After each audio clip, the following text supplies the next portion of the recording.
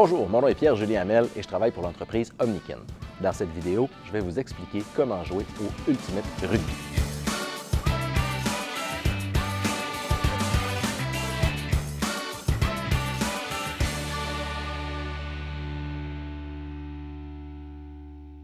L'Ultimate Rugby est un sport d'équipe dont l'objectif est de marquer plus de points que l'équipe adverse. En termes d'équipement, nous aurons besoin d'un Omnikin Super et c'est tout. Pour ce qui est de l'espace, on utilisera l'ensemble d'un gymnase ou on pourra aller à l'extérieur et utiliser un demi-terrain de soccer, par exemple. En termes de nombre de joueurs, on parlera d'équipes de 8 à 15 joueurs et on parlera de participants âgés de 8 ans et plus. Dans les grandes lignes, le Ultimate Rugby est fortement inspiré du Ultimate Frisbee. Il y a donc beaucoup de règles qui s'appliquent de la même façon. On aura donc deux équipes qui seront placées de part et d'autre d'un terrain avec une zone de toucher à la fin de celle-ci. La façon de marquer un toucher est très simple. Ce qu'il suffit de faire, c'est de réussir à attraper une passe avec au moins un pied dans la zone de toucher.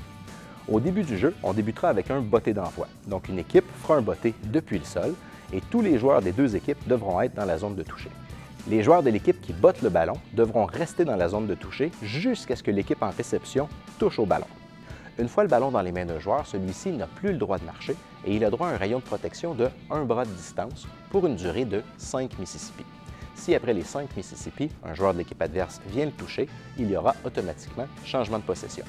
Si une passe est rabattue ou interceptée, il y a changement de possession. Pour marquer un toucher, l'équipe en possession du ballon devra réussir à compléter une passe et le joueur qui recevra la passe devra avoir au moins un pied à l'intérieur de la zone de toucher. Une fois un toucher marqué, le jeu reprendra avec un botté d'envoi effectué par l'équipe venant de marquer un toucher. L'équipe marquant un toucher marquera alors 3 points.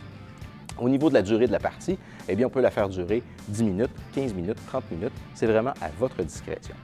Au niveau des adaptations possibles, il est possible de venir mettre une touche un petit peu rugbyesque à l'intérieur du jeu.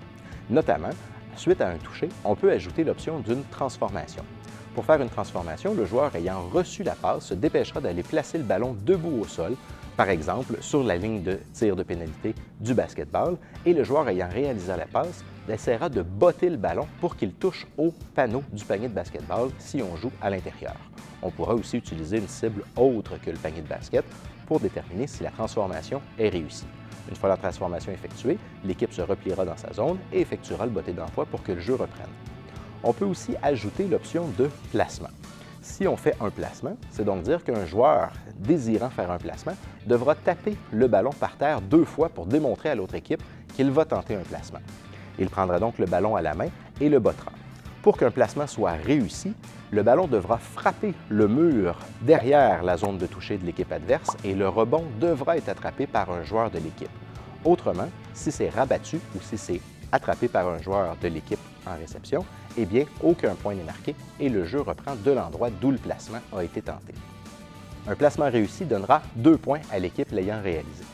Au niveau des bénéfices pour les joueurs, la capacité cardiovasculaire sera bien sûr sollicitée, de même que la coordination œil-main, œil-pied, main-pied. Il y a aussi du travail d'équipe qui devra être effectué, donc un positionnement stratégique et un travail de communication qui aura lieu sur le terrain.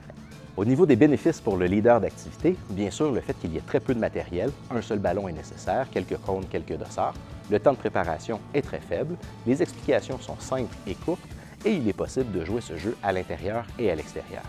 Amusez-vous bien avec le Ultimate Rugby, parce que l'Ultimate, c'est vraiment un jeu à essayer.